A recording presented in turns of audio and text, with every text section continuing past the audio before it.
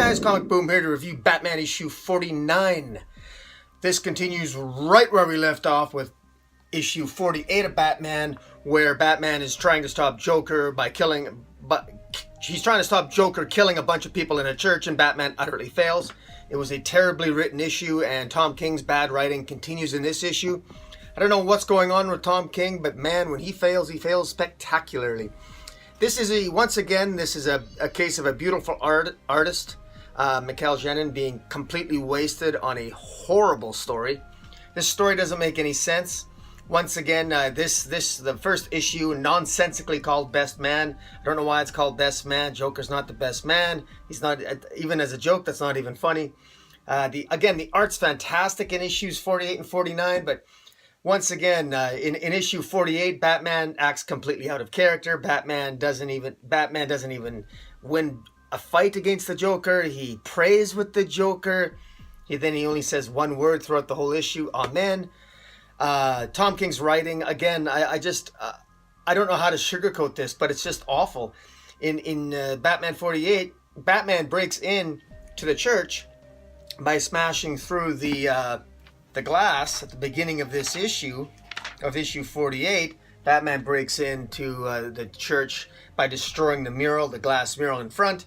And then here at the beginning of this issue, where Catwoman comes to Batman's rescue, that mural is perfectly intact, like it wasn't destroyed. So we've got a huge continuity glitch. It was like there wasn't any communication between the writer and the artist.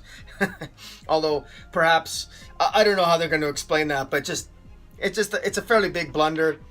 The dialogue, again, Tom King has, he's really bad at dialogue sometimes. He significantly screwed up Wonder Woman's dialogue in previous issues.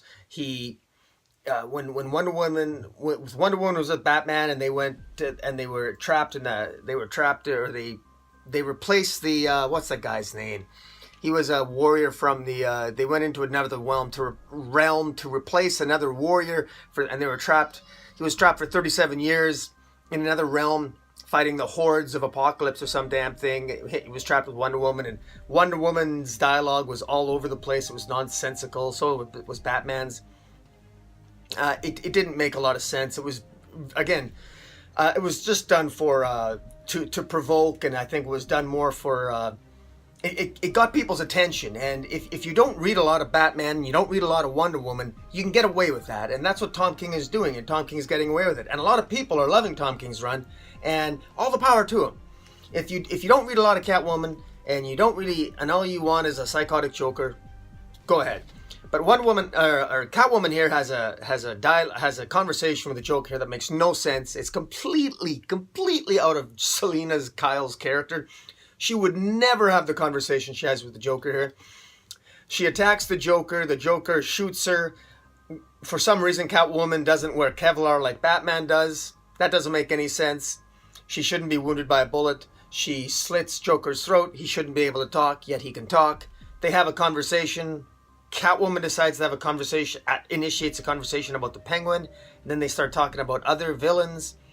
And then Joker always talked about how Catwoman always hung out with him, but she never laughed with them, which is nonsense, because I got numerous back issues where I can show she most certainly did. So Tom King's not even really fully aware of what really went on. He seems to be aware of back issues because he paid homage to some of the back issues in some of his previous Batman issues, where Wonder Woman, where Catwoman was getting her wedding dress, and where Catwoman and Batman were. And there was a lot of nice issues there where he paid homage to sort of the courtship between Catwoman and Batman, but there wasn't any dialogue. There's been no character development here of Batman and no character development of Catwoman. And anybody out there who thinks that there's been character development of Batman and Catwoman, other than in Batman Annual Number 2, which was an imaginary tale that takes place in the future, please direct me to it. Because if you're going to be pointing to the Super Friends issues of Batman, those were great and they were fun, and yeah, there were maybe a little bit of character building, but that was it. And it was more, there wasn't really no actual in-depth conversation, no deep, meaningful conversation. You never really got into the heads of Batman or Catwoman or Bruce and Selina in the context of their relationship, and that's very disappointing. In fact, this conversation between Selina and Joker is more deep than any conversation Selina's had with Batman from the beginning. And it's really, really disappointing. We're now going on 6 wasted issues leading up to this wedding. We had the complete disastrously written Booster Gold, which bastardized his character. 3 issues wasted on Booster Gold. And now we've got 2 wasted issues on the Joker. Again, all beautifully drawn, but wasted on a terrible story. Guys, my recommendation, I can't recommend this as from a story perspective. If I had to rate this on 10, I would probably have to give this anywhere from a 2 to a 4 out of 10. It's just, the story is really terrible. But if you're just buying it for entertainment value and you don't know anything about Catwoman or Joker or whatever, this will suffice and you'll get a kick out of it. But as a whole, this is really terrible leading up to the wedding issue. This is issue 49. Unfortunately, there's side issues you can get that actually deal with the lead up to the wedding, which you shouldn't have to get. DC really dropped the ball on this. I'm going to predict that in fact, the X-Men Gold number 30, I predict that in hindsight, once Batman 50 is out, I believe X-Men Gold number 30 will prove to be better drawn and better written than Batman 50. That's my prediction, because this lead up is awful. I'm hoping Batman 50 will be different. I'm hoping it's very, very different, because these issues are just, they're terrible from a storytelling point of view. And I'm really, the bloom is really off Tom King's rose, like I said last issue. I really hope he steps up to the plate.